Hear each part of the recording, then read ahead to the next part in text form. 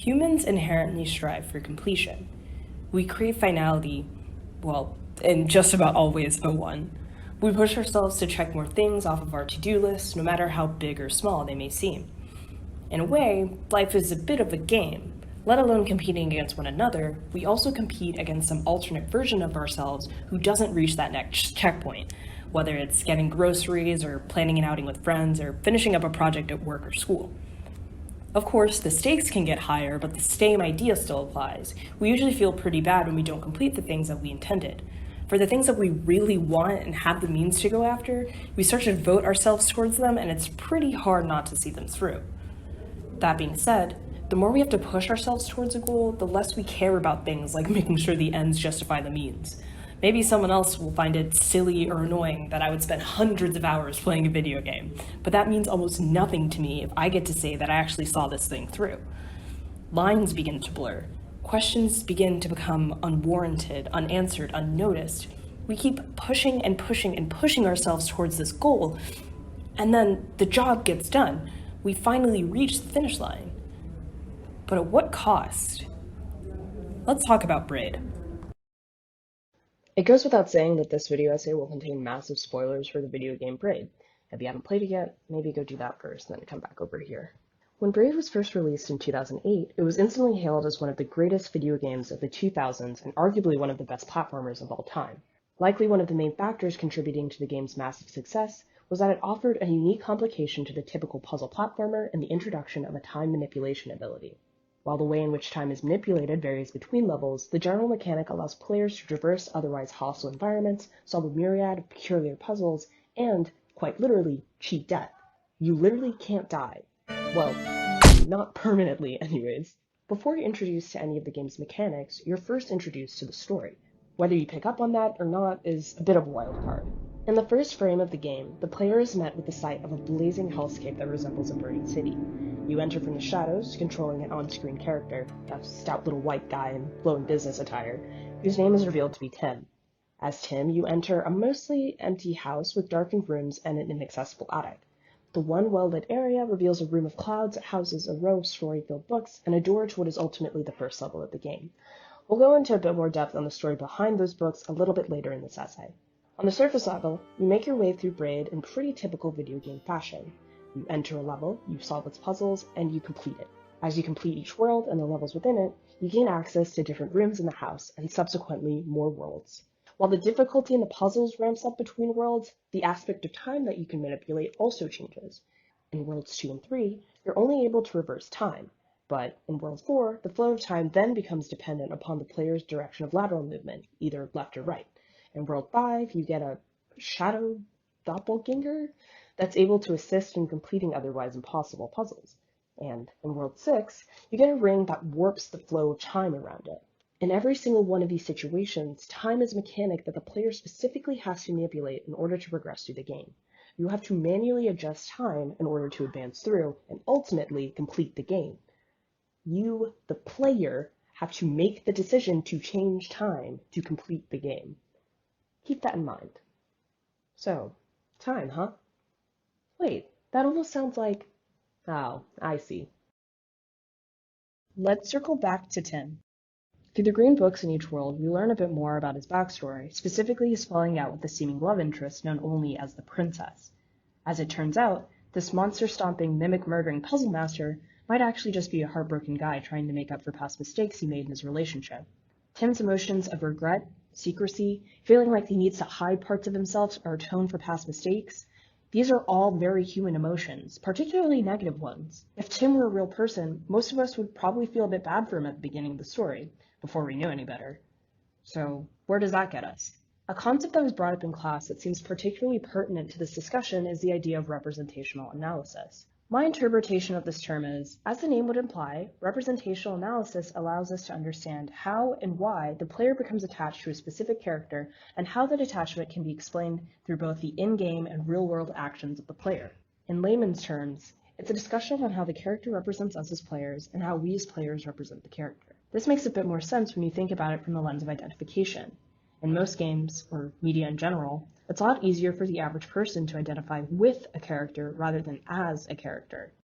In a movie, It's a lot harder to identify as a lion like Simba from The Lion King, but I can identify with Simba as being a young kid who's trying to live up to mounting expectations. Using Braid as an example, while it's possible that a good chunk of Braid's players look a bit like Tim physically, it's also worth noting that there are also a chunk of players that look a bit more like me. Yeah. Even though Tim and I aren't exactly twins in terms of appearance, we do share non-physical qualities. I, as the player, can identify with his struggles with companionship, or with his refusal to give up in his pursuit of the things he's passionate about, or with his desire to forget the mistakes of the past and step forward on a new foot. It's not necessarily a deliberate choice, but I find bits of myself in him. It's at this specific point that the line between video game and reality becomes blurred. The hopes and goals of the player slowly begin to align with the hopes and goals of the protagonist.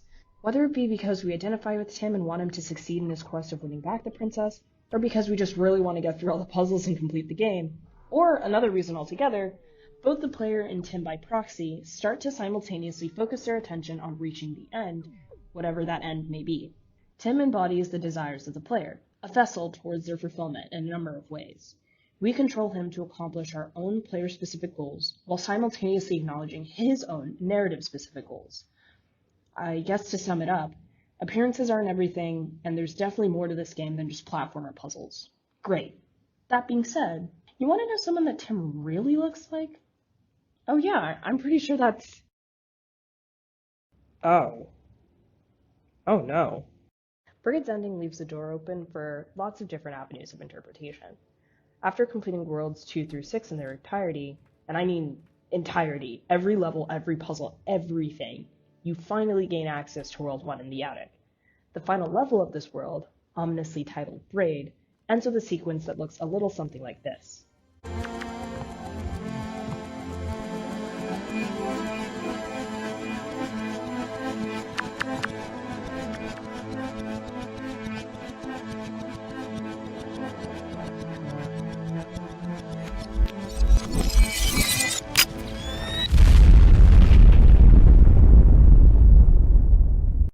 Oh no, you committed war crimes!